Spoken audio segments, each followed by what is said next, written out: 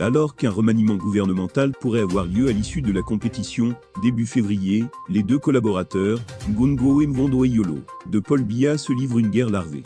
Objectif, obtenir la confiance du président. Aux dernières nouvelles, l'heure semble au changement à Camp Biya, le 6 février 2018. La pression monte en ce qui concerne les postes jugés stratégiques du gouvernement camerounais.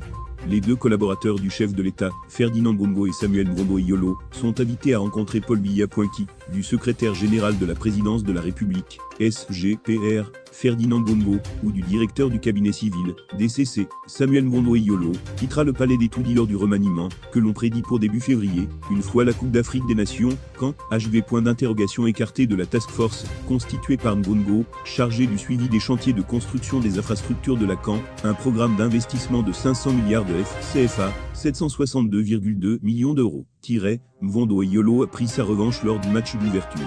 Organisateur de la cérémonie à laquelle avait pris part Paul Biya, le directeur du cabinet civil a tenté de faire oublier son rival. Au cours de la réception, Mvondo Eyolo a tenté de suivre le président tout au long de la visite. Il a également multiplié les gestes amicaux en direction du leader dans l'espoir d'une prise de faveur. Dans sa tête, Mvondo Eyolo le savait, il devait s'imposer dans cette organisation, où l'on ne porte pas Ngongo. Dans son cœur, point tension dans les tribunes VIP de l'Amble DCC, a en effet initié une campagne d'affichage en hommage au chef de l'État bâtisseur de stade, portant la signature du cabinet civil de la présidence.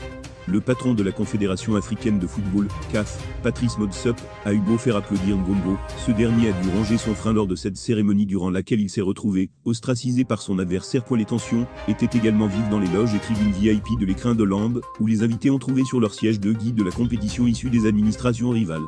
Pour organiser la cérémonie, Samuel Mvondo Eyolo a refusé de puiser dans les 13 milliards de CFA débloqués à cet effet. Car le DCC ne fait pas que prédire à ses visiteurs que beaucoup de membres du gouvernement devront justifier de l'utilisation de cet argent. Il leur laisse également entendre que certains seront limogés, voire que la justice pourrait les priver de liberté, alors que planent des soupçons de malversation regardant cet argent. La rumeur est allée jusqu'à prétendre que 5 ministres seraient déjà sur la sellette. Une information qui a pris par surprise le personnel politique.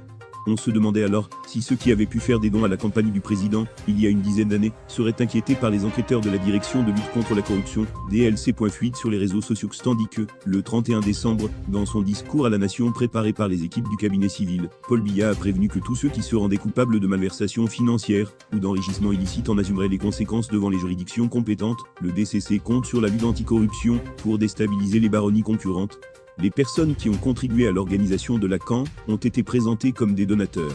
C'est le cas de sociétés étrangères, dont certaines sont connues pour leur implication militaire dans les affaires politiques du Cameroun. Le profil des principaux donateurs du déroulement de la compétition était public depuis sa création, et ces actions auraient pu par conséquent être réprimées. Ses proches, eux, ne décolèrent pas, depuis qu'un document signé de sa main demandant que le voyage de 3 influenceuses camerounaises basées en France et invitées à la CAN soit facilité à circuler sur les réseaux sociaux. Il soupçonne le SGPR d'être derrière cette fuite.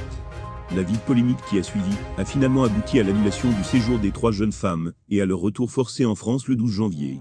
Contre toute attente, Samuel Mvondo Eyolo a vu cet incident l'avantager dans la course au... La naissance était un hasard. Mais si je tombe demain, reprenez le flambeau et poursuivez la lutte jusqu'à ce que vous atteigniez la victoire.